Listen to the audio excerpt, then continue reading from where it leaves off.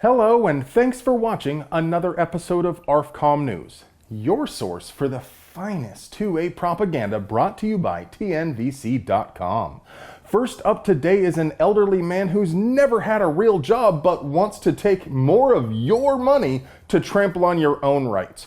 Chucky Schumer is crusading to raise $1.5 billion for the ATF, the AFT, which would more than double their budget, all because New York's gun laws suck.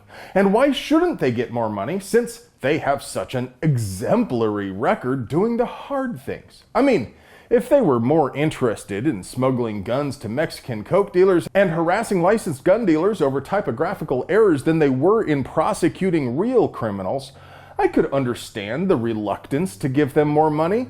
But they're out there busting MS-13 and Aryan Brotherhood for trafficking unregistered machine guns and pipe bombs because they have the courage to... Wait, that's backwards, isn't it? Yeah, the Bureau of Alcohol, Tobacco, Firearms, and Explosives spends almost none of its resources catching real criminals or even enforcing alcohol or tobacco laws.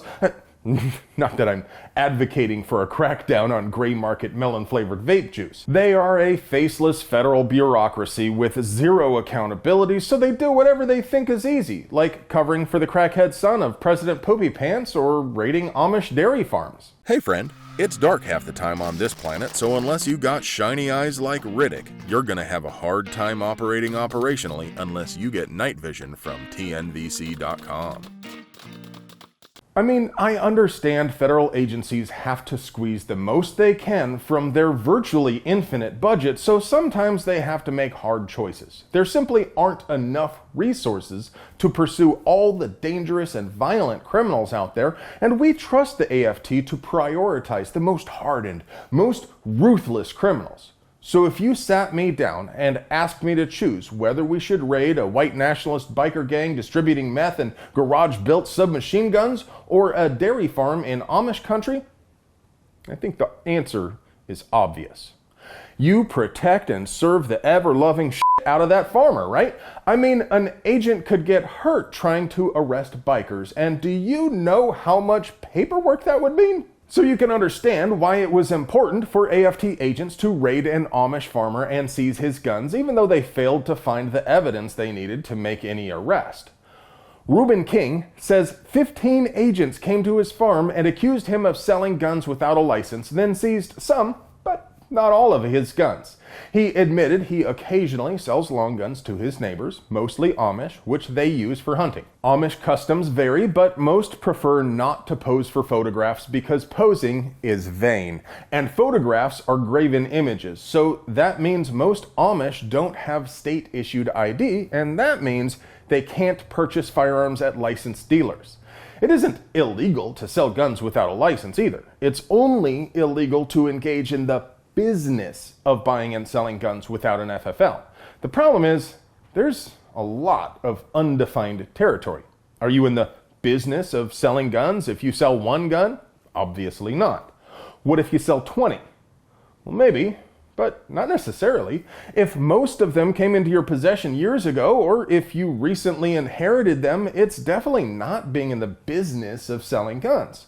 I have a friend who buys a gun, shoots it for a month or two until he gets interested in something else, and then he sells it to buy another gun. He's obviously not engaged in the business of selling guns, but he definitely buys and sells a lot of them. At some point, if you are regularly buying and selling guns, though, and you're making money off of it, or at least trying to make money, it becomes clear that it is your business. So the AFT and courts look at the frequency of your selling, how much you're making, and what you spend that money on to determine whether or not it's a business. But it's all subjective. All gun control laws are unconstitutional and an affront to basic human rights. But the 1968 Gun Control Act is a special kind of ambiguous Charlie Fox, partly because it doesn't give any objective metric whatsoever as to whether someone is in the business of selling guns. Remember a couple of years ago when Hunter Biden admitted smoking crack and how when he was banging his dead brother's widow, they got in a fight and she stole his gun and threw it in a dumpster? Let's let's just take a moment to admire the glorious, chaotic, gonzo beauty of that sentence. No matter how you feel about his dad's policies, you gotta admit Hunter is living his best life like a store brand Hunter S. Thompson.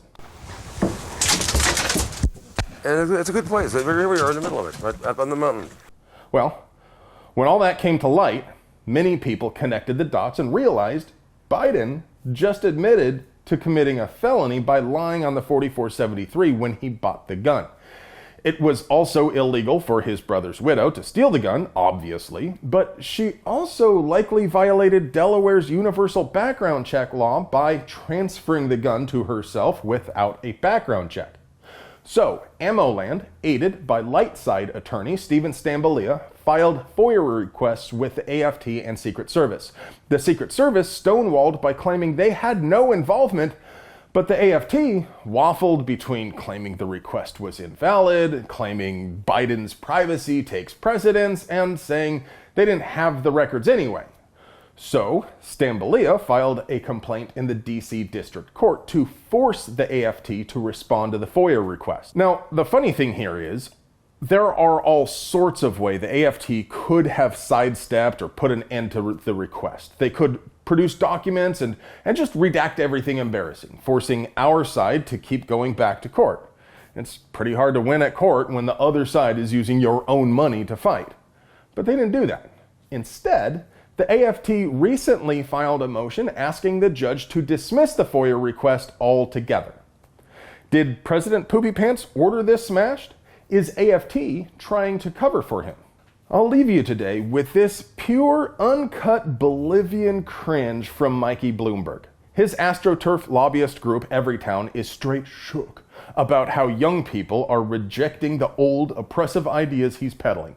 In response, they turned their ball cap around to the rear and threw their skateboard over their shoulder in a jaunty manner to signify to the youngsters how hip and fresh they are.